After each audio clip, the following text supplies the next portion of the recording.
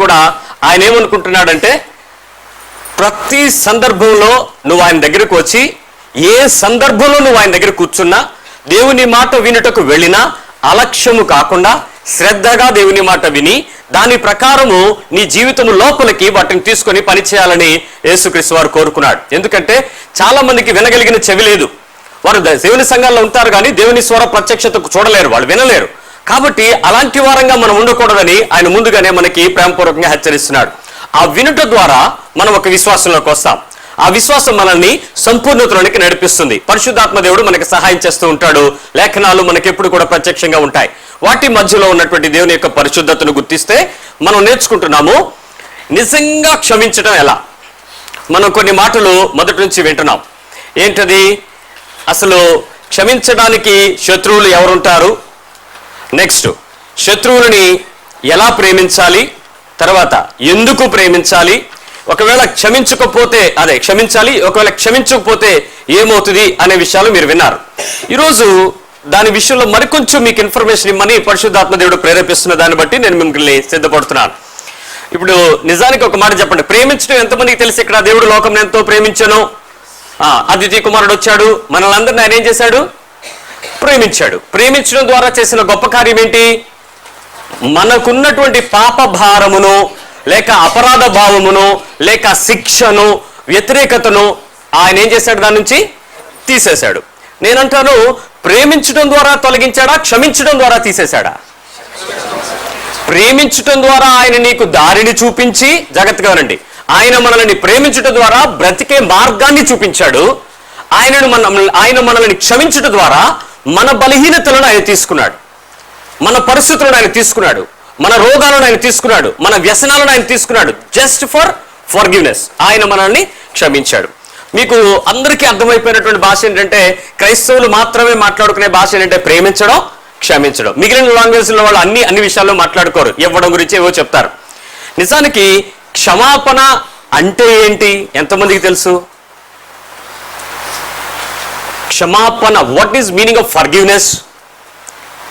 డిక్షనరీలు వెతికితే చాలా విషయాలు ఉంటాయి. కానీ నిజానికి క్షమించడం తెలుసు కానీ క్షమాపణ అంటే ఏంటో తెలియని క్రైస్తవులుగా చాలా మంది నడుస్తున్నారు.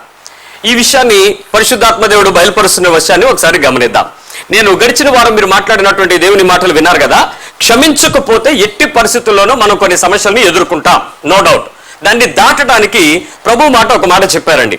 1 కొరింథీ పత్రిక 8వ అధ్యాయము, 1 Corinthians chapter 8, 1 కొరింథీ పత్రిక 8వ అధ్యాయంకి రండి. ఈ 8వ అధ్యాయంలో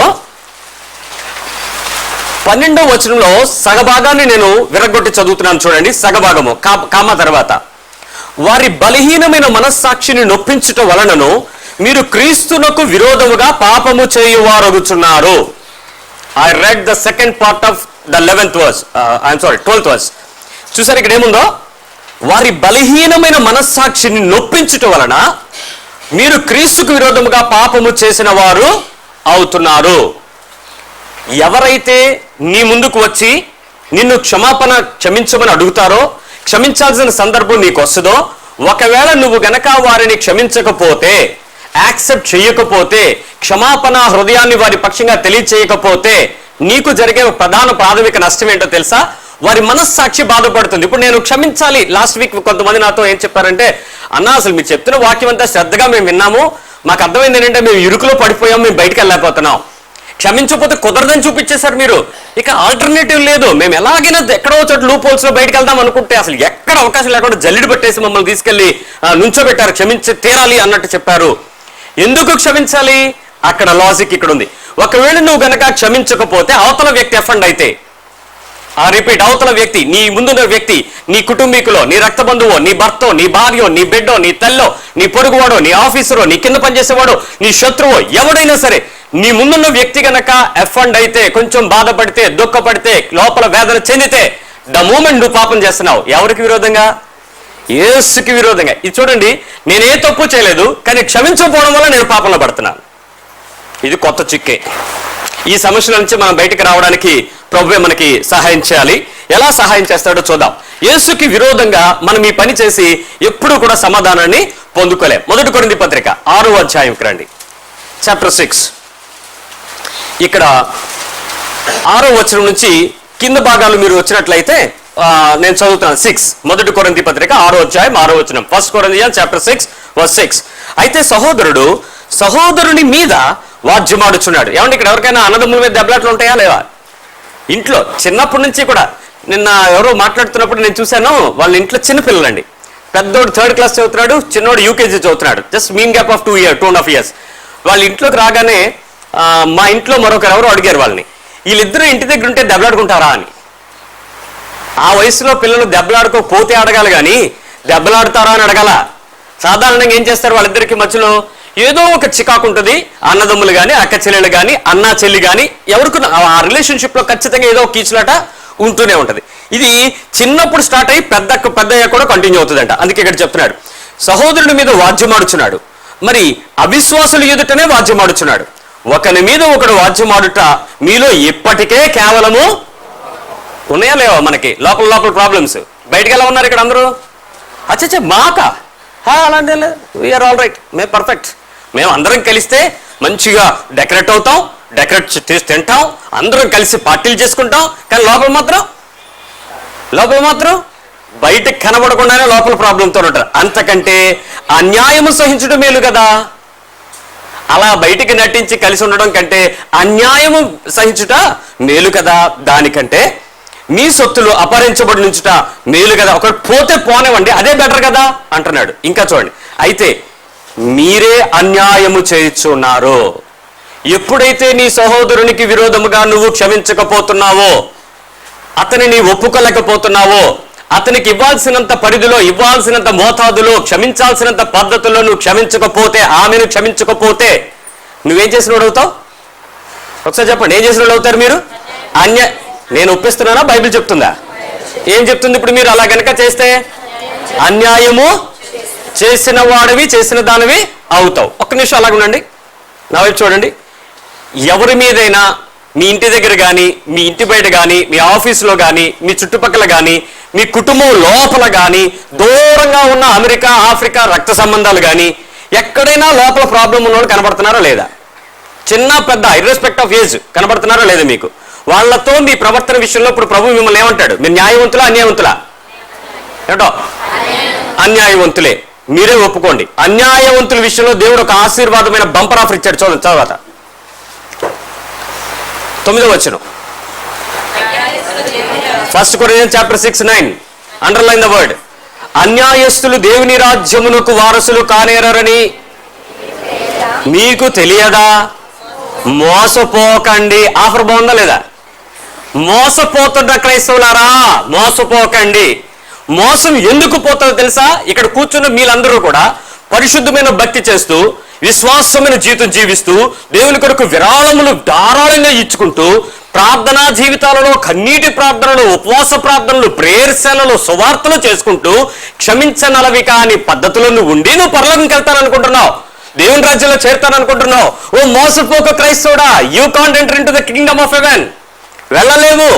అన్యాయస్తులు దేవుని రాజ్యంలోకి ప్రవేశించలేరు. మొక్కలు చూసుకోండి, మీ పక్కన ఎవరున్నారు వాళ్ళకి చెప్పండి. అయితే నాకు డౌటేనేమో అని. లేకపోతే చెప్పండి, నేను వెళ్తానండి, నాకు ఎవరి మీద కోపం లేదు, నేను క్షమించలేదు, నేను అంతా పర్ఫెక్ట్గా ఉన్నానని చెప్పండి వాళ్ళకి. మీ హృదయాన్ని మోసగించుకోకండి. నాలో ఏ తప్పు లేదనుకున్నాడు పెద్ద తప్పుగాడు. నేను చెప్పలేదు, బైబిల్ చెప్పింది. నేనే అబద్ధమా అన్నవాడు పచ్చాబద్ధికుడు, బైబిలే చెప్తుంది. ఒకసారి ఆలోచించు.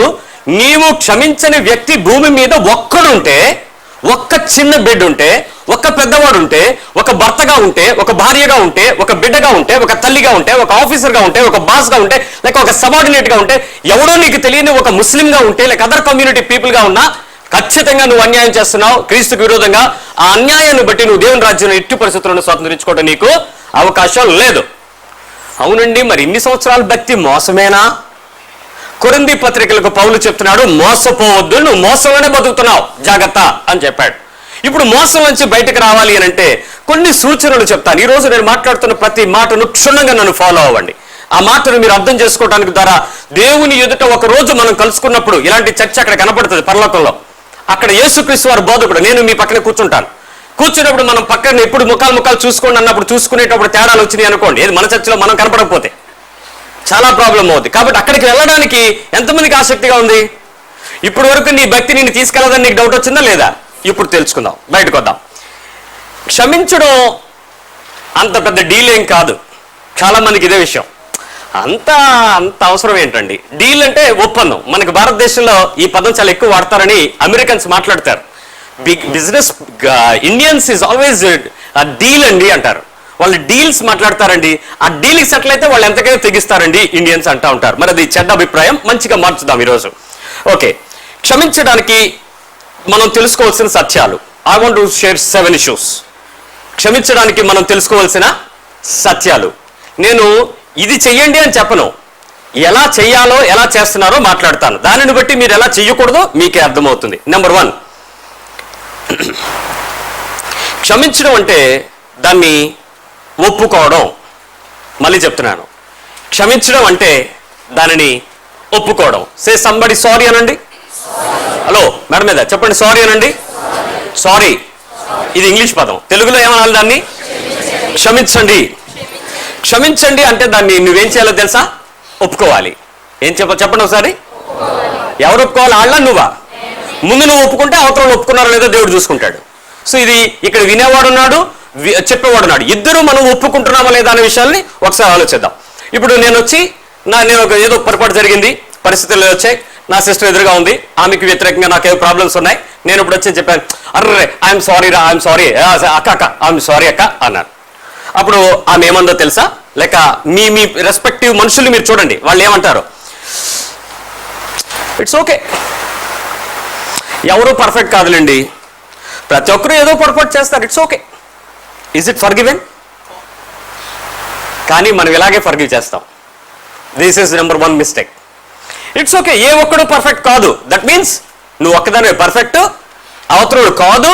కాబట్టి వాడు తప్పు చేశాడు, వాడికి దేవుడు ఏదో నార్మల్స్ ఇచ్చాడు, అందుకు నీ దగ్గరికి వచ్చాడు, సారీ చెప్పాడు. అందుకు నువ్వేం చేస్తున్నావు? పెద్ద హుందాతనంగా సారీ ఏముందలే.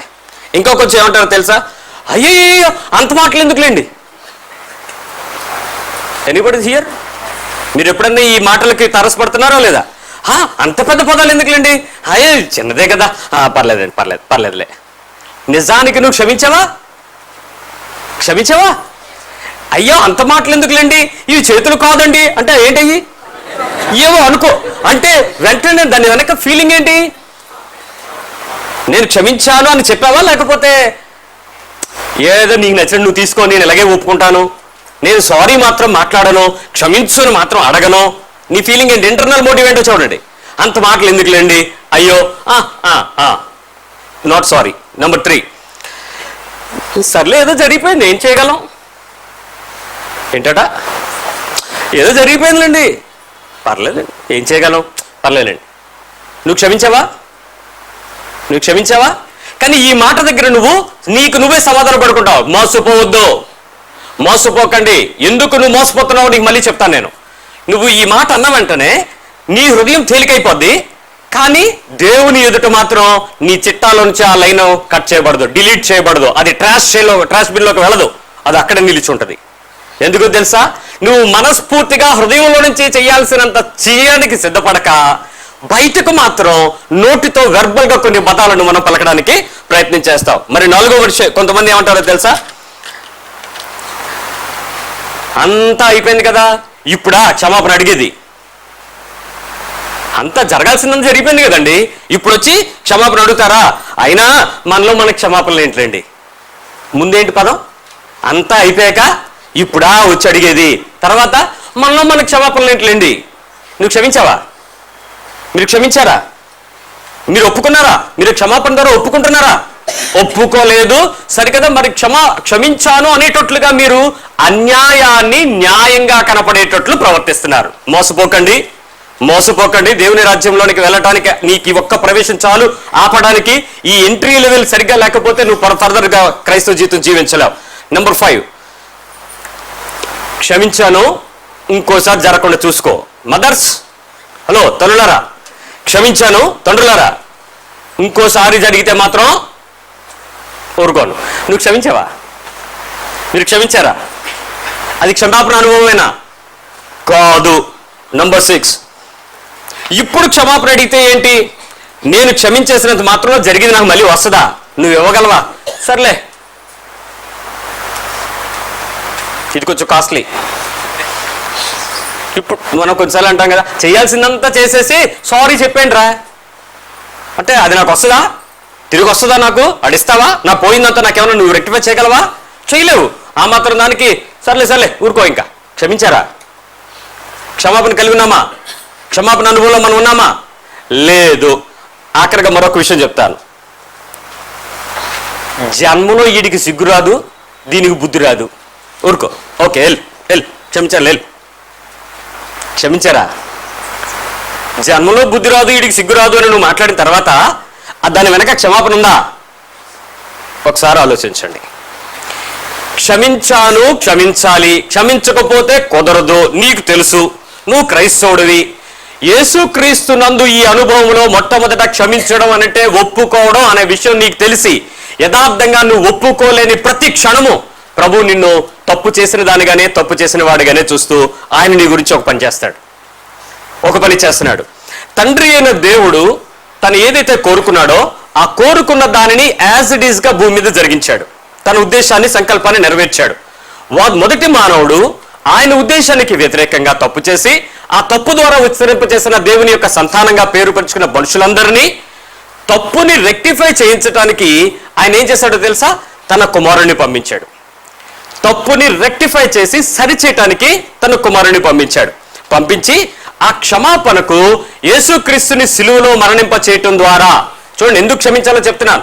యేసుక్రీస్తు అనేవాడి తన కుమారుణ్ణి సిలువలో మరణింప చేయటం ద్వారా, ఆయన రక్తము కార్చుట ద్వారా విలువ చెల్లించి ఆ సంతానాన్ని, పడిపోయినా తొలగిపోయినా జారిపోయిన సంతానాన్ని తిరిగి మళ్ళీ పరలోకంలో కూర్చోబెట్టుకుందాం అనుకున్నాడు. తండ్రి ఎదుట జరిగిన ఆ పొరపాటు కుమారుని ద్వారా క్షమించిన దానిని తిరిగి మళ్ళీ ఆయన దగ్గరికి తీసుకెళ్ళటానికి యేసుని లోకంలోకి పంపించి మన రక్షణ ప్రణాళికను చూపించాడు.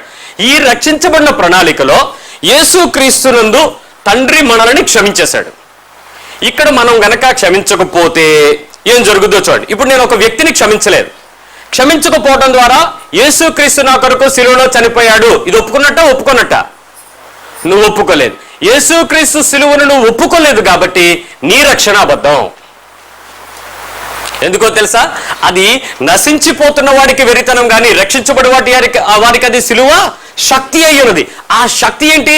క్షమించే శక్తి. ఆ సిలువ ద్వారా మనము క్షమాపణ అనుభవంలోకి రావడాన్ని నువ్వు ఒప్పుకోవటం లేదు. ఎందుకు? నువ్వు క్షమించలేకపోతున్నావు. నువ్వు క్షమాపణ అనుభవాన్ని ఒప్పుకోలేకపోవడాన్ని బట్టి నీ జీవితంలో అనేక మంది ఇదే పాపంలో పడున్నారు. మీ జీవితాలలో క్రైస్తవ జీవితం జీవిస్తున్నప్పటికీ కూడా యేసు సిలువకు శత్రువులుగానే మారుతున్నారు.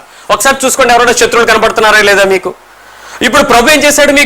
మీరు ఎన్నిసార్లు మీరు ఎలాంటి పనులు చేసినా ఆయన మనల్ని ఏం చేస్తున్నాడు చెప్పండి? ఆయన సిలువలో రక్తం కార్చాడా లేదా? ఆయన తిరిగి లేవడానికి ఆయన ప్రయత్నం చేశాడా లేదా? మనందరి పాపాలను మోసుకున్నాడా లేదా? ఆయనేమో మిమ్మల్ని క్షమించేశాడు, మనమేమో మనెవరిని టాలరేట్ చేయం, క్షమించాం, ఒప్పుకోము. ఇప్పుడు నీ పాప క్షమాపణ యేసుక్రీస్తు ద్వారా తొలగిపోలేదు, నీవే మోసుకుంటున్నావు. ఈవెందో నువ్వు రక్షణ అనే ముసుగులో లేక రక్షణ అనే పేరుతో నీటిలో 3 సార్లు తండ్రి యొక్కయు, కుమారుని యొక్కయు, పరిశుద్ధాత్మ యొక్క నామలో మునిగిన, రోజు కమ్యూన్లోకి రొట్టె ద్రాక్షలో చేయి పెట్టిన నువ్వు క్షమించలేని అనుభవాన్ని బట్టి నీ జీవితంలో ఎప్పటికీ దేవుని రాజ్యంలో స్థానం సంపాదించుకోకుండానే నిలిచిపోతావు. నెంబర్ 2, సెకండ్ ఇష్యూ చెప్తాను, జాగ్రత్తగా వినండి.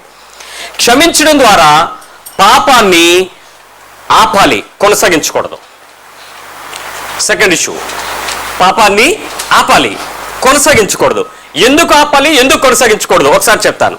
మీరు ఈ స్మార్ట్ ఫోన్స్ మీరు వాడేవారు లేక ఎనీ ఫోన్స్ మీరు వాడేవారికి దీనిలో ఒక ఆప్షన్ తరచుగా కనపడుద్ది. అదేంటంటే ఎనేబుల్, డిజేబుల్. ఎనేబుల్ చేస్తే ఆ సర్వీసెస్ మీకు ప్రొవైడర్స్ వస్తాయి, డిజేబుల్ చేస్తే అవి పని చేయవు. ఈరోజు నువ్వు ఒక పాపాన్ని చేసినప్పుడు లేక ఒక తప్పును నువ్వు చేస్తున్నప్పుడు దానిని నువ్వు క్షమించడం ద్వారా, నీ పరిస్థితుల మధ్య ఉన్నటువంటి ఆ వ్యక్తులను నువ్వు ప్రేమించడం ద్వారా, క్షమించడం ద్వారా నువ్వు దాన్ని ఏం చేయాలంటే ఎనేబుల్ చేయాలి.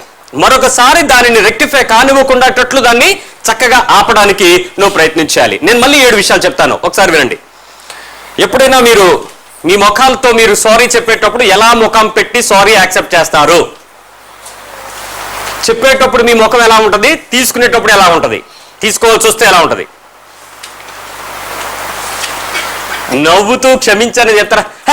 క్షమించాలి లే గీరగా. That is recklessness, right? ఎప్పుడైతే నువ్వు రెక్లెస్ గా క్షమాపణ అడిగావో, నేను మీకు ముందే చెప్పాను, క్షమించడం ఎలాగో చెప్పను, ఎలా చేయకూడదో చెప్తాను, అప్పుడు మీకు ఇది అర్థమవుద్ది, రైట్?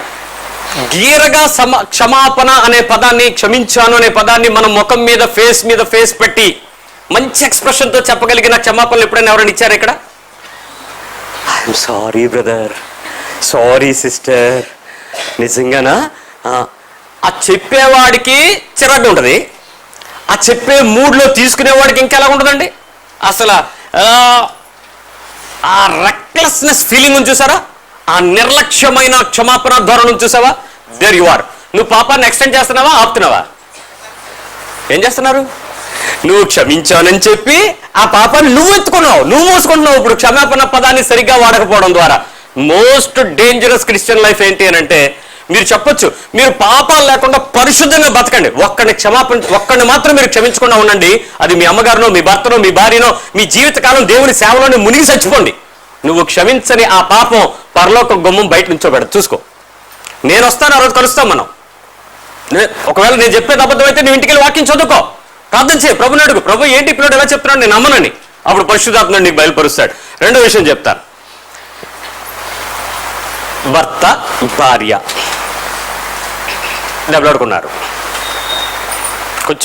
కొంచెం లెవెల్ మారింది, గతి లేక నన్ను చేసుకున్నావురా అంది అంటే, అవును మరి నువ్వు బ్యూటీ క్వీన్ అని, నువ్వు మిస్ ఆంధ్రావి, మిస్ ఇండియావని నా వెనకాతలు పడితే అన్నాడు. ఇంకా రెచ్చిపోయింది. ఇక దొరికితే కళ్ళు అదే చికెన్ మటన్ తినే అలవాటు కదా మనకి, ఆ రేంజ్లో పీక్కుని ఖర్చుకుని అంత ఆనందంగా సడన్ గా పాస్ట్ గా నేనే వచ్చాను మీ ఇంట్లోకి. ప్రైజ్ లార్డ్ పాస్టర్ గారు రండి, మంచి టైంకి వచ్చారు, రండి. కాఫీ పెట్టవే సార్, షుగర్ లేదు సార్. మీ ఇద్దరు మాట్లాడుకున్న మాటల్లో క్షమాపణ ఉందా? మరి నా ముందు మీరేం చేస్తున్నారు? తాత్కాలికమైన క్షమాపణ. Is it extend or block? అక్కడ ఆగుతుందా మళ్ళీ కొనసాగుతుందా? ప్రార్థన అయిపోద్ది, పాస్టర్ గారు వెళ్ళిపోతారు, ఆశీర్వాద ప్రార్థన కూడా అయిపోద్ది. ఏంటి నాకేది మాట్లాడుతున్నావు? మాట్లాడు, కమాన్. వదిలే, అది అయిపోయింది కదా. ఆయన పాత్ర ఆయన ప్లే చేసి వెళ్ళిపోయాడు. మనిద్దరం తేల్చుకోవాలి, ఇంట్లో ఉండాల్సింది నువ్వా నేనా? కంటిన్యూ అవుతుందా, ఆగిందా? ఆ క్షణానికి మనందరం యేసు దగ్గర తల ఉంచాం. ప్రార్థనలో ఎవరి దగ్గర తల ఉంచుతాం? ఏ నామములో ప్రార్థన చేస్తాం? యేసున. యేసు అనే పదానికి ఒక అర్థం ఉంది, ఆయన సమాధానకారకుడు, సమాధానకర్త, ద మ్యానుఫ్యాక్చరర్ ఆఫ్ ఆన్సర్. ఆయన దగ్గర నిలబడి యేసు నామంలో ప్రార్థించి అడిగి దీవించమని సమాధానంతో నింపి అన్ని జరిపే అలా వెళ్ళిపోగానే మళ్ళీ మన లోపల ఉన్నది మళ్ళీ ఏమవుతుంది? ఇప్పుడు అది enable అవుతుంటుందండి.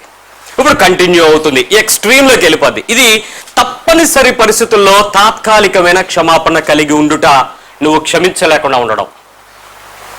Can't but anybody's here? తప్పనిసరి పరిస్థితుల్లో క్షమిస్తున్నాం, అంతేగాని హార్ట్ఫుల్గా క్షమాపణ అయితే అంత లేదు సార్, అంత అవసరం లేదు కూడా. ఆయన అంత క్షమించాల్సిన అవసరత అంత సీన్ ఆడికి లేదు, దానికి లేదు అనుకుంటారు.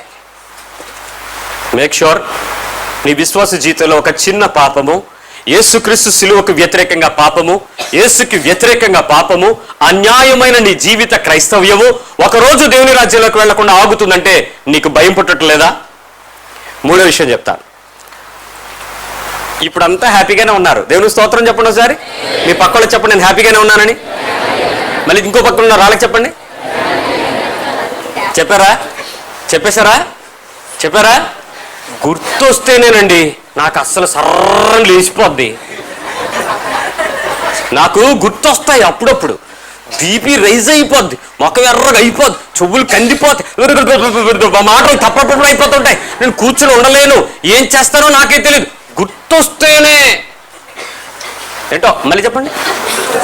ఒత్తప్పుడు ఎలా ఉంటారు? అమ్మో, క్షమించారా లేదా? ఏంటండి నేను మిమ్మల్ని ఇన్నిసార్లు క్షమించలేదని ఒప్పిస్తున్నానా?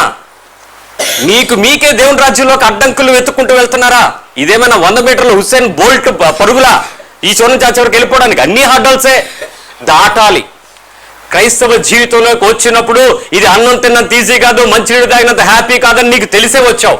వచ్చిన ప్రతిసారి దీవించు దీవించు దీవించు అంటే ఆయన ఇచ్చిన దీవెనలు నిన్ను పాపం చేయడానికి తీసుకెళ్ళాయి. పరిశుద్ధతలోకి నడిపించబడటానికి నిన్ను నువ్వు క్షమించుకున్న రీతిగా, నిన్ను నువ్వు ప్రేమించుకున్న రీతిగా, నీ ఎదుటి వ్యక్తిని, నీ సహోదరుని, నీ కుటుంబీకుని, నీ రక్తబంధిని, నీ రక్త సంబంధిని, నీ భర్తను, నీ భార్యను, నీ బిడ్డను నువ్వు ఎంతగా ప్రేమించాలో అంతగా క్షమించి తీరాలి. లేకపోతే ఒకటే కండిషన్, యేసుకు విరోధమైన పాపం, శిలువకు శత్రువు, దేవుని రాజ్యానికి వారసత్వం లేదు. మళ్ళీ చెప్తున్నాను, మిమ్మల్ని ఎందుకు ఇంతగా భయపడుతున్నానో దేవుని వాక్యం ముగించేలోపు చెప్తాను. నాలుగో విషయం చెప్తాను. మూడో విషయం గుర్తొచ్చింది కదా. గుర్తొచ్చినప్పుడు అప్పుడప్పుడు ఏమవుతుంటది? కోపం వస్తుంది, తర్వాత కసి వస్తుంది, ఎక్కడ లేని ద్వేషం వస్తుంది, భాషలు వస్తాయి. అదే ఆత్మ సంబంధమైన భాషలు. అలా ఆలోచించకండి, నవ్వకూడదు. ఎందుకో తెలుసా?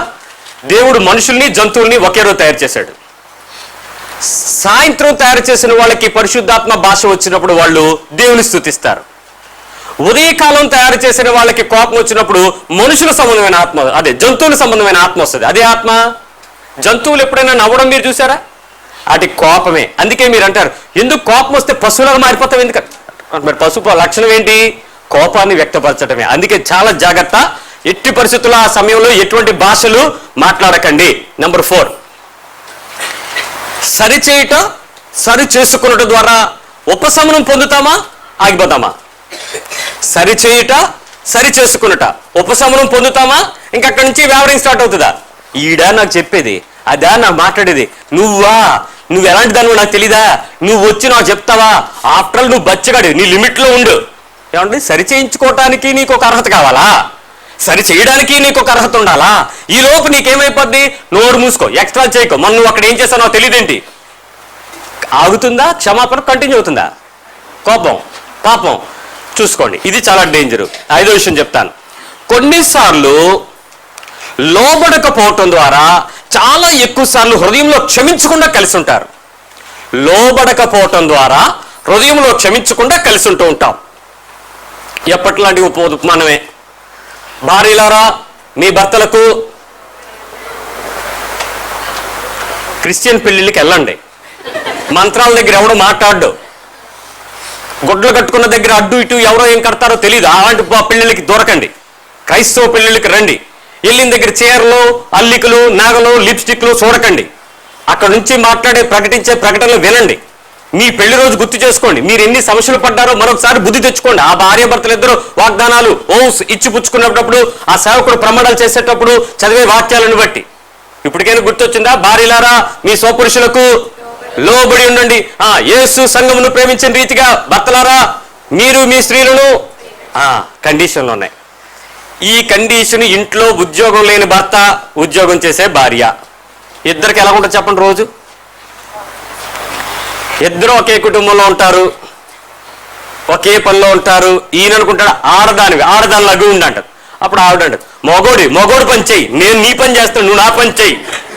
భార్యలారా, మీ భర్తలారా, మీ భార్యలకు తప్పదండి.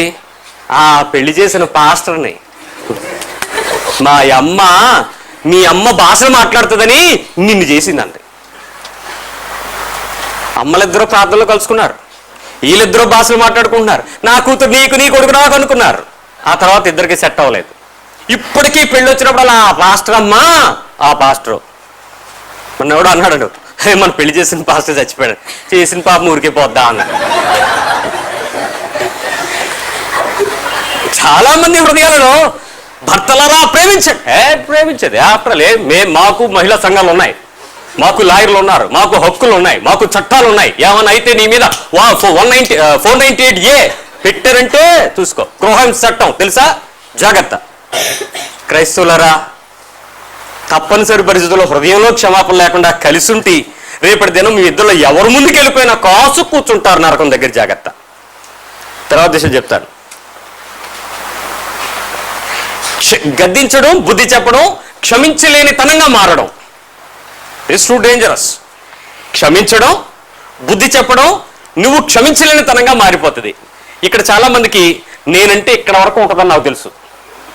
ఇక్కడ అంటే ఇంకా మింగడానికి ఏమీ లేనంత.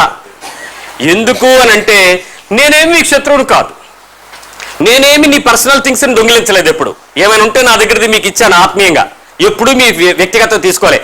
అయినా నేనంటే చాలా కోపం. ఎందుకు అని అంటే ఇంటికి వెళ్ళంగానే పిల్లలు ఏమంటారు తెలుసా, మా అమ్మ ఎక్కడ ఇనిసిందో ఈ వాక్యం అనకుండా ఉంటే బాగున్నా నీళ్ళు అనుకుంటారు. వాళ్ళు ఏమనుకుంటారు తెలుసా, మా పిల్లలు ఎక్కడ ఇనిసారేమో, ఎందుకు వచ్చిన కూడా ఎక్కడ లింక్ పెట్టి మాట్లాడతారో పిల్లల తల్లిదండ్రులకి పిల్లలకి భయపడుతూ. ఇంకా విషయం చెప్తే, నేను ఒక తమ్ముడికి చెప్పాను, ఏంట్రా నువ్వు చేసే పని, నువ్వు ఇలా చేయొచ్చా అని గద్దించాను. ఇంకా ఆ రోజు నుంచి వాడు చర్చకి రావట్లేదు. ఏంట్రా అని అడిగితే వాడి ఫ్రెండ్కి అడిగాను, ఏంట్రా రావట్లేదు కనుక్కుంటారా అంటే, మొన్న ఇష్టం వచ్చినట్టు తిట్టించాడండి. దేవుని దగ్గరికి ప్రేమిస్తారని వస్తాం కానీ ఇష్టం వచ్చినట్టు తిట్టేస్తాడండి, నేను రానన్నాడు. నేను వాడిని బుద్ధి చెప్పాను, వాడిని గద్దించాను, వాడు చేస్తున్న తప్పులు చూపించాను. వాడికి నా మీద ఏమైంది, ఇప్పుడు కోపం వచ్చింది. ఈ కోపం క్షమించలేనంతగా పెరిగిపోయింది. ఇప్పుడు వాడు ఏమయ్యాడు, నాకు దూరం అయ్యాడు, దేవునికి దూరం అయ్యాడు. ఇక అలాగా ఆటోమేటిక్గా రేపటి దినం వాడు పరలోకంకి వెళ్తాడో లేదో నాకు తెలియదు, కానీ నన్ను మాత్రం వెళ్ళవాడు. నిజం చెప్తున్నాను. ఇలాంటి అందుకే ఈ వాక్యం ద్వారా నేను మిమ్మల్ని క్షమాపణ అడగాలని ఈ వాక్యం ఎంచుకున్నాను.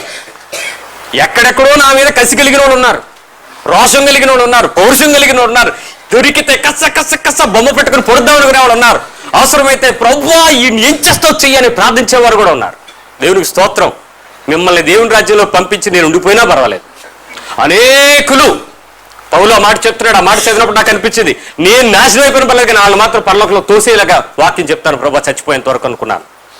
దేవుని వాక్యం చెప్తుంది, ఎక్కడైనా మీ ఇంట్లో తల్లిదండ్రులు గద్దిస్తే పిల్లలు పారిపోయి బస్సులు ఎక్కి రైలు ఎక్కి ఉన్నారా? వీళ్ళు ఎందుకు వెళ్ళిపోయారు అని అడగండి. వాళ్ళు ఏం చెప్తారు కారణం, మా మమ్మీ తిట్టింది. ఏమండి, తిట్టి గద్దించి బుద్ధి చెప్తే వాళ్ళు పారిపోమనా? వాళ్ళ మీద కోపం పెంచుకుని వాళ్ళని ఏడిపించి గర్భశోకాన్ని కలిగించమనా? కాదే. అలాంటి తప్పుడు పనులు చేయకూడదే, కానీ వాళ్ళు క్షమించలేని పాపంగా చూస్తున్నారు. జాగ్రత్త. నంబర్ 7, ఈ మాట చాలా బాగుంటుంది మీకు. మీరు ఎప్పుడైనా ఈ థంబ్ ప్రిన్సిపల్స్ మీరు ఎప్పుడైనా చూసారా? ఏదైనా హలో చదువుకుంటున్న పిల్లలు ఎక్కడెక్కడ అప్లై అవుతాయి ఈ రూల్స్? ఒకటి మ్యాగ్నెటిక్ ఫీల్డ్, ఈ డైరెక్షన్స్ మనం మాట్లాడుకుంటూ ఉంటాం. మనిషి శరీరంలో నుంచి ఈ రకాలుగా జరుగుతుందండి. ఒకటి ఏంటో తెలుసా, ఒకటి బయటికి, లోపలవన్నీ బయటికి తీసుకొస్తారండి. 3 వైపులా తీసుకొస్తారు. ఒకటి ఎక్కడ లేని అక్కసు దేవుడి మీద, ఇంకోటి నా కర్మ, నా బతుకి ఇంతే, నా దరిద్రం, నా చండాలం, నాది నీకు కిందకి. 3వది బయటికి, ఆడి వల్లే, దాని వల్లే, అక్కడ వల్లే, యు 3 రకాలుగా బయటకు వచ్చేస్తుందండి. అంతా అయిపోయిన తర్వాత క్షమించేస్తారండి. దేవుని మీద నిందించి నువ్వు నిందించుకుని ఎదుటివాడి మీద, అదే తప్పు చేసిన పాపని మీద ఆడి మీద తిట్టేసి ఆ తర్వాత మీరు క్షమిస్తారు. క్షమించినట్టేనా? మీరు క్షమించినట్టేనా? ఏమండి, చాలా మందికి ఎందుకు మీరు క్షమించారు అని అంటే, రాత్రంతా ప్రార్థన చేసుకున్నానండి, నా మనసు తేలికైంది అంటారు. అంటే ఎవరి మీద సొనిగారిళ్ళు? నీకు తెలియదు, నువ్వు క్షమించలేదు. దేవుని దగ్గర ఆయాసపడి దేవునితో నువ్వు వాదమాడి వివాదము చేసి తెల్లారికి నువ్వు ఫ్రీ అయ్యావు. అంతే కదండి, మనిషికి అవుట్లెట్ ఉండాలి కదండి. ఎవడో ఒకటి మీద క్యాక్లెట్ చేస్తే నీ బీపీ తగ్గిపోదా? ఫ్రీ అయిపోతారు. క్షమించు. నువ్వు సిలువకు శత్రువుగా మారుతున్నావు, దేవుని నీతికి వ్యతిరేకంగా మారుతున్నావు, దేవుని రాజ్యానికి నువ్వు అన్యాయుడుగా తయారయ్యి వెళ్ళలేకుండా నువ్వు ఆగిపోతున్నావు. తండ్రి క్షమించాడు. కొలసి 3:13లో యేసుక్రీస్తు ద్వారా క్షమాపణ నియమాన్ని మనకు నెరవేర్చాడు. మనల్ని కూడా ఆయన అదే పద్ధతిలో ఏం చేయమన్నాడు? ఇప్పుడు క్షమించి తీరమన్నాడు. క్షమించకపోతే దేవుని రాజ్యానికి వారసత్వం లేదు. ఇక్కడ జాగ్రత్త. నంబర్ 3, 3 విషయం చెప్తున్నాను. మొదటి చెప్తున్నాను, క్షమించడం అంటే ఒప్పుకోవడం. 2, క్షమించడం అంటే కొనసాగించకుండా దానిని ఆపగలగటం. నంబర్ 3, క్షమించుట నిజమైన క్రియతో ఎప్పుడూ ప్రారంభించాలి. క్షమించడం అంటే నిజమైన క్రియతో ఆల్వేస్, ఎల్లప్పుడూ కొనసాగించాలి. ఇది ఎలా ఉంటుందో చెప్తాను.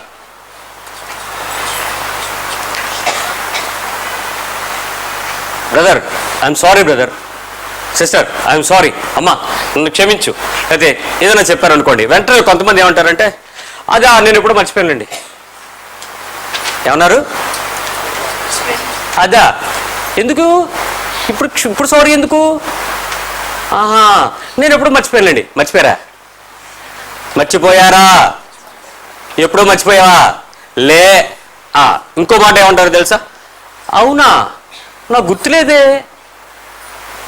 ఆస్కార్ అవార్డుకి ఏమన్నా నేను నామినేట్ చేస్తున్నారా?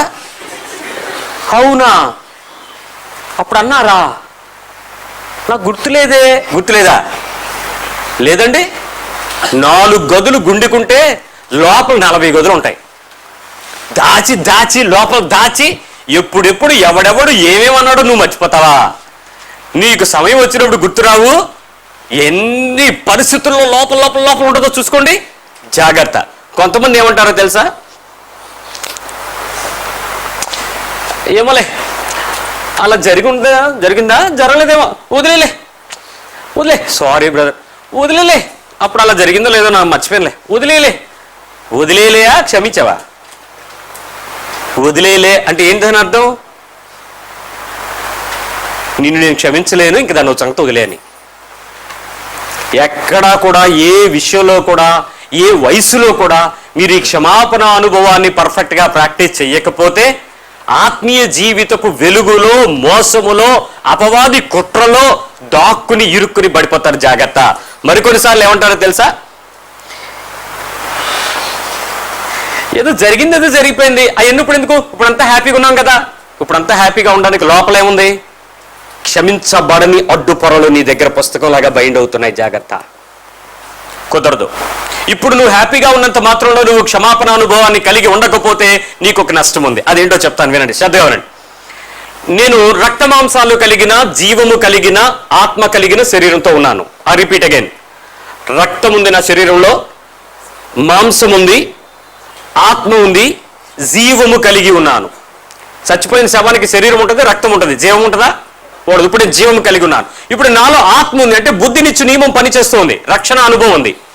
నేను ఈ శరీరముగా ఉండి రక్తమాంసాలు కలిగి, జీవము కలిగి, ఆత్మ కలిగి ఉన్నప్పుడు మాత్రమే క్షమాపణ అనుభవము దేవుని సన్నిధికి చేరుతుంది. నేను చనిపోయే సమయంలో నా శరీరంలో కొన్ని అవయవాలు చచ్చుబడిపోయిన తర్వాత నువ్వు నన్ను ఎంత ఒప్పించినా నేను అక్కడికి వెళ్ళలేనండి. చాలా మంది చెప్తారు, ఇంకా డెత్ బెడ్ మీద వాళ్ళు కంప్లీట్ కోమా స్టేజ్లోకి వెళ్ళిపోయి, ఇంకా అవయవ దానానికి సిద్ధపడిపోయిన శరీరాల దగ్గరికి వెళ్ళిపోయి, చెవుల్లోకి వెళ్ళిపోయి, కవ్వా నువ్వు క్షమాపణ ప్రార్థన చేయించారు నా చేత. ఒక పాస్టర్ గారు ఆలివ్ గ్రీన్ని పిలిపించి ఒప్పించండి అన్నాడు. ఆయన వెళ్ళాను. ఏం ఒప్పించాలండి అంటే ఇంకా ఆయన ఉలుకు పలుకు లేకుండా ఉన్నాడు అలాగా. ఇప్పుడు మీరు చెవులో చెప్పండి, క్షమాపణ ప్రార్థన చెప్పండి అన్నాడు. నేను వెళ్ళి క్షమాపణ ప్రార్థన చెప్తే ఆయన క్షమించడానికి శరీరంతో, జీవముతో, ఆలోచనతో, ఉనికితో కలిగి ఉన్నాడా లేదా? ఆత్మ పని చేయటం లేదు. ఇప్పుడు అలాంటి జీవోత్సవాలకి, బతికుండిన శవాలకి ఎన్నిసార్లు చెవుల్లో పరిశుద్ధ ప్రార్థనలు, పాపపు ఒప్పుకోలు, నీతి ప్రార్థనలు, మరి క్షమాపణ ప్రార్థనలు, ఉపయోగం లేని సమయం అది, వృధా చేయటమే. బ్రతికుండగానే ఆలోచించండి. జీవం కలిగి ఉన్నప్పుడే డెసిషన్ తీసుకోండి. ఈ రోజు నువ్వు ఈ పని చేయకపోతే ఈ రాత్రి ప్రభు వస్తే నువ్వు భూమి మీద ఉండిపోతావు. జాగ్రత్త. లేక రేపు ఉదయ కాలంలో నీవు నిద్రించిన సమయంలో ప్రభు నల్లారా తిరిగి రండి అంటే నువ్వు వెళ్ళిపోవలసి వస్తే అక్కడికి వెళ్లకుండా నువ్వు ఆగిపోతావేమో. జాగ్రత్త. ఈ రోజే డెసిషన్ అది. ఎందుకంటే నువ్వు శరీరంతో కలిగి ఉన్నావు. ఇది చాలా డేంజర్. జాగ్రత్త. తప్పు చేశారండి, ఒప్పుకున్నానండి. ఇప్పుడు నేను ఈ పదం చెప్తాను, మీరు ఇలా ఉండండి. అది అలా రా, అలా ఒప్పుకో, అలా రా దారికి. క్షమించావా లేదా? ఒప్పుకో, అది అలా రా, అలా దారికి వచ్చావు కదా, అలా రా. ఇప్పుడు నువ్వు క్షమించినట్ట లేనట్ట? క్షమించినట్ట లేనట్ట? అలా రా దారికి అని అంటే క్షమించినావు అనుకున్నట్లుగా, వాళ్ళని ఇంకా మనస్ఫూర్తిగా క్షమించని మాట, రా అలా రా, చచ్చినట్టు అలా పడుండు, నోరు మూసుకుని అలాగుండు, నువ్వు వచ్చావు కదా అలాగుండు. జాగ్రత్త. చాలా చిన్న చిన్న అడ్జస్ట్లో నువ్వు క్షమాపణలో నుంచి బయటకు తొలగి దేవుని నీతిలో నిలబడకుండా నీకు నువ్వు జారిపోతావు. రోమపత్రిక 2వ అధ్యాయము 4-5 వచనాలు చూద్దాం. రోమన్స్ చాప్టర్ 2, రోమపత్రిక 2వ అధ్యాయము 4-5 వచనాలు. లేదా దేవుని అనుగ్రహమును మారు మనసు పొందుటకు నిన్ను ప్రేరేపించుచున్నదని ఎరుగక. ఆగండి. దేవుని యొక్క అనుగ్రహము నీకేం చేస్తుందండి? మారు మనసు పొందడానికి నిన్ను ప్రేరేపిస్తూ ఉంటుంది. దేవుని ఆత్మ నిన్ను ఎప్పుడు ఏం చేస్తాడంటే, ఈ రాత్రి పడుకునే లోపు ఒక సహోదరుడు ప్రార్థన చేస్తున్నాడు. మేమందరం ఒక వరుసనే పడుకున్నప్పుడు ఒక ఆయన ప్రార్థన చేయండి అన్నాను. ఆయన ప్రార్థన చేస్తున్నాడు. ఏమనంటే, ప్రభువా ఈ రోజు మేము తెలుసో తెలియకో ఏమైనా తప్పులు చేస్తుంటే అవన్నీ క్షమించాడు. ఆగన్నాను. ఏంటండి? తెలిసి చేసావని ఒప్పుకున్నావు, బాగానే ఉంది. తెలియకుండా తప్పులు చేసావు ఉంటాయా చెప్పండి? తప్పు అనేది నీకు తెలిసి చేస్తావా, తెలియజేస్తావా? పొరపాటు వేరుగా జరుగుద్ది, కానీ తప్పు మాత్రం తెలిసే చేస్తావు. బాబు నువ్వేం చేసావో అది ఒప్పుకో, నీ ఒప్పుకున్న దానిలో మమ్మల్ని అందరూ కలిపేకు, నువ్వు ముందు చేసి తర్వాత మా గురించి చెయ్యి అన్నాను. నువ్వు కూడా చాలాసార్లు ఏం చేస్తావు, in generally Lord please forgive me అనేస్తావు. For what he has to forgive you? ఏం చేస్తావు నువ్వు? What is against the law? దేవుని వాక్యం దేవుని నీతికి ఎక్కడ వ్యతిరేకంగా ఉన్నావు నీకు తెలియలేదా? అది ఒప్పుకో, అది చెప్పు. Don't say it's in general and miscellaneous అనే పదాలు వాడకండి. దేవుని దగ్గర స్పష్టంగా ఉండండి, చెప్పండి ప్రభు ఇది నేను చేయకూడదని తెలుసు కానీ నేను చేశాను, ఈ సందర్భంలో చేయాల్సి వచ్చింది, ప్లీజ్ నాకు తెలిసింది కాబట్టి నా మనస్సాక్షికి తెలిసేలాగా సహాయం చేశారు కాబట్టి నన్ను క్షమించండి అని అడగాలి. అతి రీతిగా దేవుని ఎదుట సమాధానాన్ని ఒప్పుకుందాం. ఒకవేళ నీవు ఆయన దీర్ఘశాంతాన్ని నువ్వు గనక ఇంకా తృణీకరిస్తున్నావేమో చూసుకో, ఆయన సిలువకు నువ్వు వ్యతిరేకంగా మారుతున్నావు, ఆయన సిలువలో చేసిన త్యాగాన్ని నువ్వు ఒప్పుకోలేకపోతున్నావు, అది అబద్ధికుడిగా మారుతున్నావు, క్షమించు. నెంబర్ 4 ఇష్యూ చెప్తున్నాను. మొదటిది క్షమించడం అంటే ఒప్పుకోవడం. 2 క్షమించడం అంటే పాపాన్ని ఆపడం, కొనసాగించకుండా చూడటం. నెంబర్ 3 క్షమించడం అంటే నిజమైన క్రియతో కొనసాగించడం. నెంబర్ 4 క్షమించడం అంటే ఎదుటి వారి కొరకు ఎదురు చూడటం. నేను ఈ పదాన్ని నేను ఇంగ్లీష్లో ఒక ప్రోవర్బ్ చూసినప్పుడు నాకు చాలా ఆశ్చర్యం వేసింది. Forgiveness is not that waiting for the apology అన్నాడు. ఫర్గివ్నెస్కి అపాలజీకి ఏమి తెలుగు పదాలు చెప్తాం? నేను క్షమించాలి అని అంటే అవతల వాడు వచ్చి నన్ను క్షమించమని అడగాలి అన్నట్లుగా ఉంది. ఒకసారి ఆలోచించండి. ఈ అపాలజీ చెప్పడానికి మధ్యలో మనకున్న సర్కమ్స్టాన్సెస్ నిన్ను ఎలా అడ్డుపడతాయో చూడండి. నెంబర్ 1, తప్పు వాళ్ళు చేస్తే నేనెందుకు వెళ్ళాలండి? ఎప్పుడైనా అనిపించిందా లేదా? నేనెందుకు వెళ్ళాలి? నాకేం పని? నన్ను వెళ్ళమంటారేంటి మీరు? నేను ఎందుకు వెళ్ళాలి? అసలు నాకేంటి?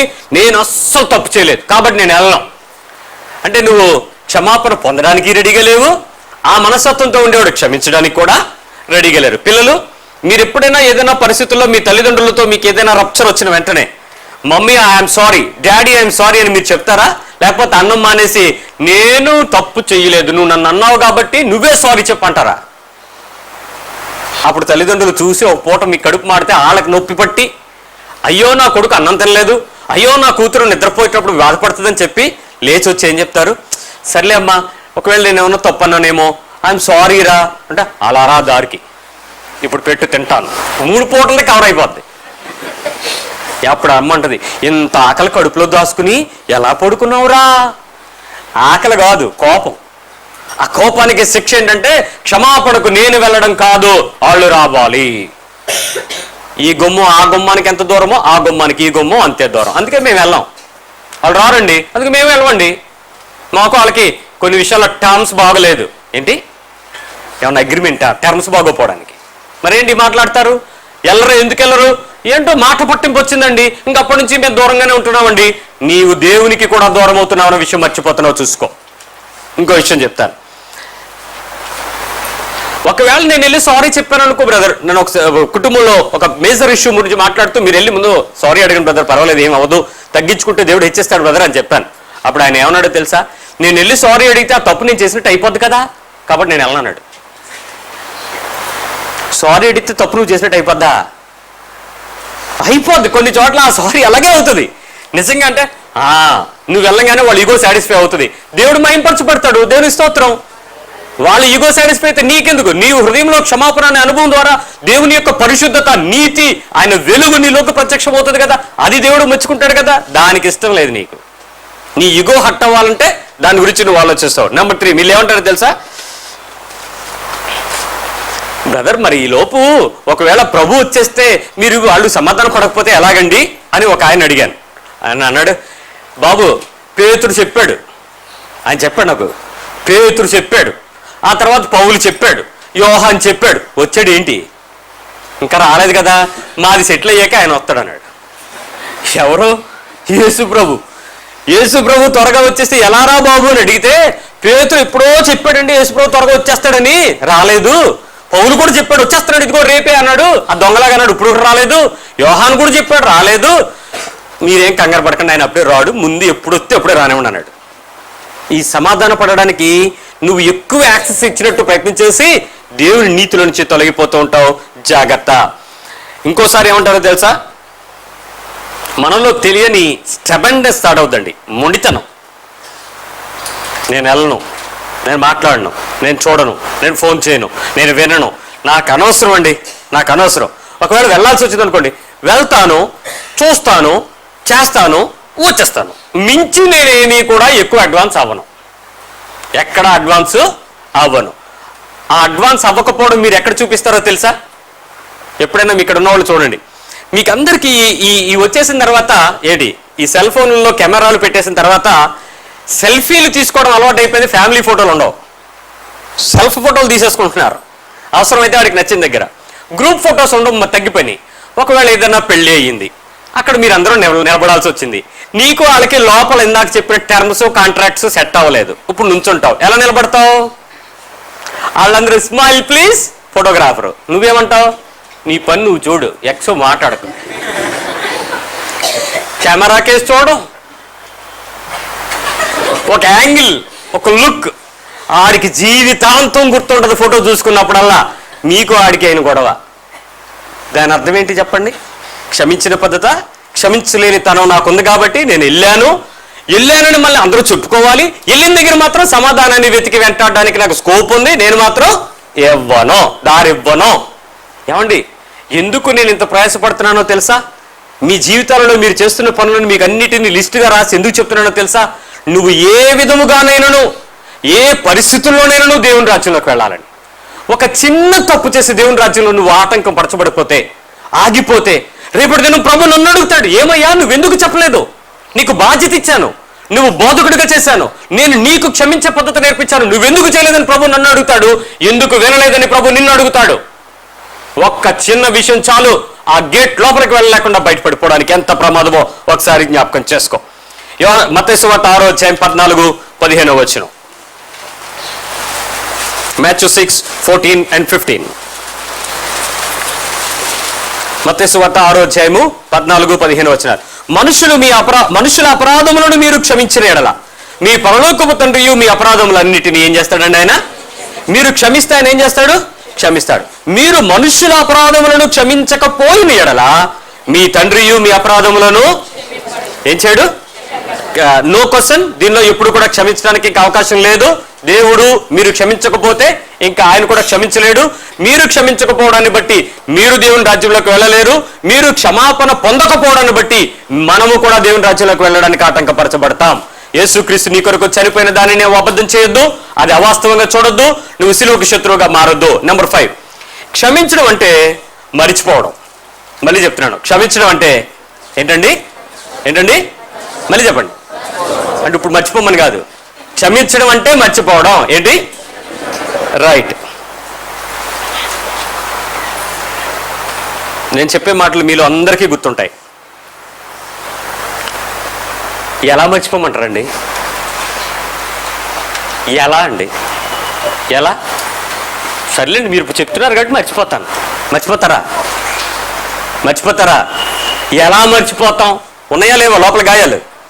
చూడండి, ఇది చూడండి, ఆయన నన్ను కొట్టిన తప్పులు చూడండి, ఎలా కత్తి పట్టుకుని లగ్గిస్తాడు చూడండి అందొక ఆవిడ. అమ్మ, అది చూసినప్పుడే నువ్వు ఆయన క్షమించాలని దేవుడు నీతో మాట్లాడతాడనంటే, క్షమించడమా? ఆ టైంలో నా కత్తి దొరకలేదు కానీ అంది. ఇంకా క్షమించడానికి స్కోపే ఉండకపోను దొరుకుంటే. ఎందుకంటే చచ్చిపోతాడు, ఈవిడ జైల్లో పడిపోద్ది, నరహత్య గొప్ప పాపం, ఖచ్చితంగా తీర్పులో పడిపోద్ది. ద్రోహి అంటే నేను నరకంలో పడిపోతే పొడిస్తే నిన్ను ఊరుకుంటాడా? ఏమండి, మనకింత దేవుని శిక్ష కఠినంగా ఉన్నా శిక్షణంలోకి తీసుకెళ్ళడానికే తప్ప నిన్ను నరకంలో నెట్టేయడానికి కాదు. అయినా ప్రేమించి ఈరోజు నీతో మళ్ళీ చెప్తున్నాడు, అమ్మమ్మ ఆ పని చేయకు, బాబా పని చేయకు, నువ్వు ఎప్పుడు క్షమాపణ లేకుండా ఉండొద్దు అని చెప్తున్నాడు. ఇంకో మాట చెప్తాను, నేను మర్చిపోయి ఉండను, మర్చిపోలేను, మర్చిపోను కూడా అనుకునేవాళ్ళు చాలా మంది ఉన్నారు. వీరు జనరల్గా తిట్లేంటో తెలుసా? నేను పరలోకంలోకి వెళ్ళకపోయినా పర్లేదు, నేను దేవుని రాజ్యంలోకి రాలేకపోయినా పర్లేదు, వీడిని మాత్రం నేను క్షమించను. ఏమండి, మీ జీవితంలో అల్టిమేట్ టార్గెట్ దేవుని రాజ్యం. వెళ్ళకపోయినా పర్వాలేదు. ఇంకో మాట, నన్ను దేవుడు క్షమించకపోయినా పర్వాలేదు. అక్కడ దేవుడు అంటారు, అక్కడ భగవంతుడు అంటారు.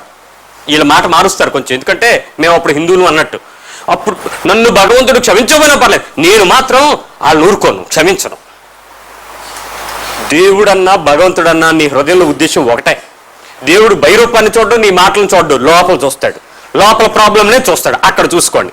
మరి ఇంకోసారి వీళ్ళు ఏమంటారో తెలుసా? ఏమండి, మర్చిపోమంటున్నారు, మీకే మీరు ఎన్నైనా చెప్పేస్తారు, అది ఏమన్నా చిన్న తప్పు ఏంటండి? చిన్న హాని ఏంటండి? చేసిన నష్టం ఏమైనా డ్యామేజ్ ఏమైనా చిన్నదనుకుంటున్నారా? మీకేం సార్, మీరు పడితే తెలుసుద్ది అన్నాడు ఒక ఆయన వచ్చి. బాబు నువ్వు చెడిపోయింది కదా, నన్ను కూడా చెడిపోవాలని కోరుకుంటున్నావా అన్నాను. అంటే ఆయన అంటున్నాడు, నా ఉద్దేశం అది కదండి, మీరు సింపుల్గా వచ్చేసి బ్రదర్ దాన్ని ఏముంది, మీరు రాజీ పడిపోండి, క్షమాపణ పడిపోండి, పాస్టర్లు ఇలాగే చెప్తారు, మాకు జరిగిన అన్యాయంకి ఎవడండి బాధ్యుడు అన్నాడు. బాబాయ్ నీకు బాధ్యత వహించడానికి రాలేదు బాబు, పరలోకంలోకి తీసుకెళ్దామని బాధ్యత పడుతున్నాను. చూసుకో, నీకు జరిగిన చాలా నష్టమే, నీ పిల్లలకు చేసిన నష్టం చాలా పెద్దది, భార్యగా నువ్వు పడుతున్న నష్టం పెద్దదే, ఆఫీసర్గా నువ్వు పొందుతున్న నష్టం చాలా గొప్పదే.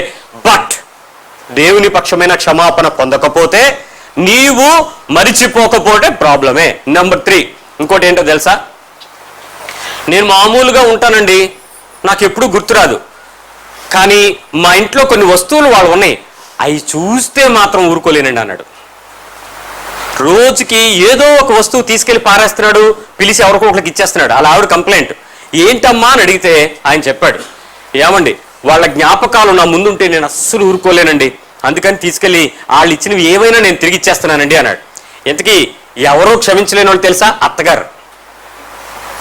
భార్య అమ్మని, నాన్నగారిని ఈ సదరు అల్లుడు గారు లేకపోతే ఈమెకు సదరు భర్త గారు క్షమించలేడంట.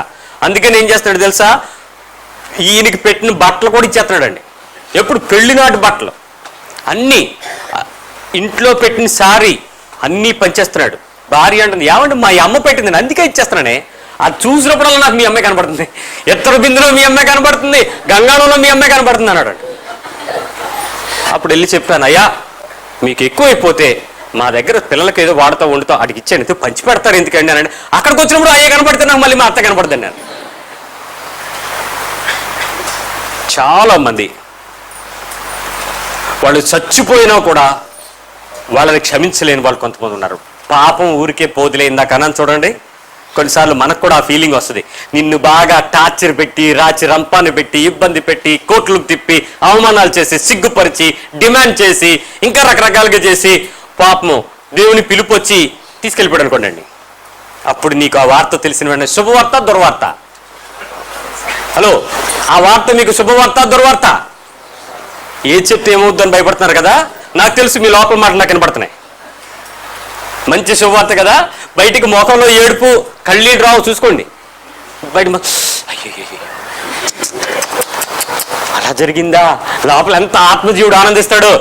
దరిద్రం వదిలిపోయింది, ఈ రోజుతో నా సమస్యకు విడుదల జరిగింది, దేవా నువ్వు నా ప్రార్థన విన్నావు. బయటకు మాత్రం క్షమించావా, మర్చిపోయావా? ఇంకో మాట చెప్తాను, ఈరోజు మేము ఇలా ఉన్నామంటే వారి దయే అన్నాడు. కోపమా దీవెన? ఏంటో క్షమాపణ సమాధానమా? వాళ్ళ దయే అంటే ఏంటి?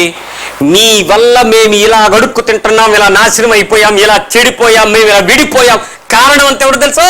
అల్లే అల్లే అల్లే. క్షమాపణ లోపలేముంది? మర్చిపోవడమా, తెల్లి గుర్తు చేసుకోవడమా? ఇంకోటి చెప్తాను,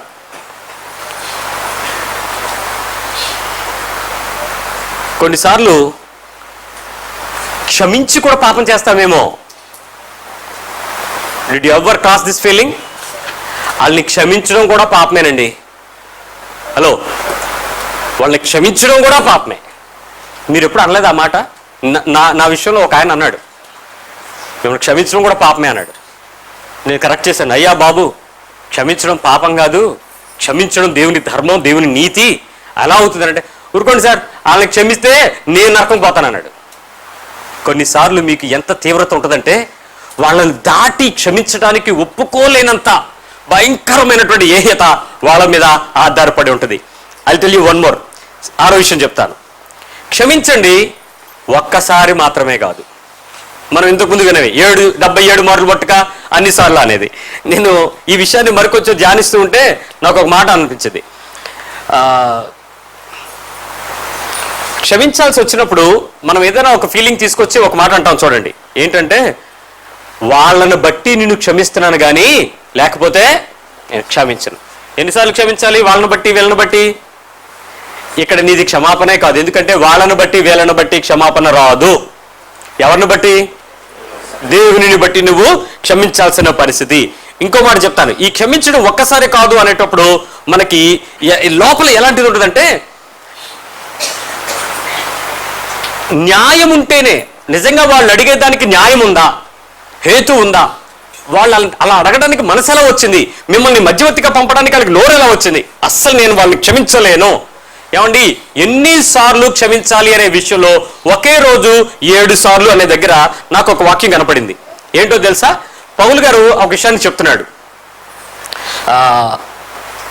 అపోస్తుల కార్యాలు 26:20 చూడండి. యాక్ట్స్ 26:20. 26:20 26:20.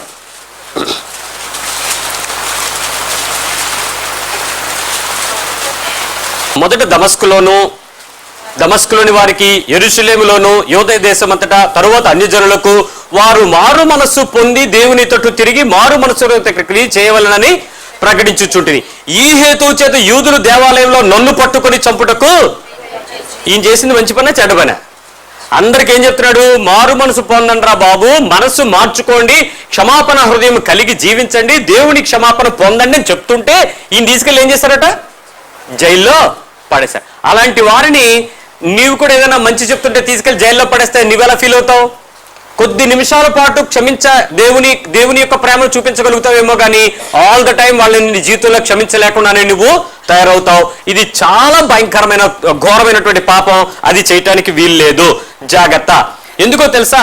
ఈ పరిస్థితుల్లో మీరు ఎప్పుడు గుర్తుపెట్టుకోవాల్సింది ఏంటంటే, ఈ లోకంలో ఉండేవారు మనకి చాలా మంది ఉంటారు.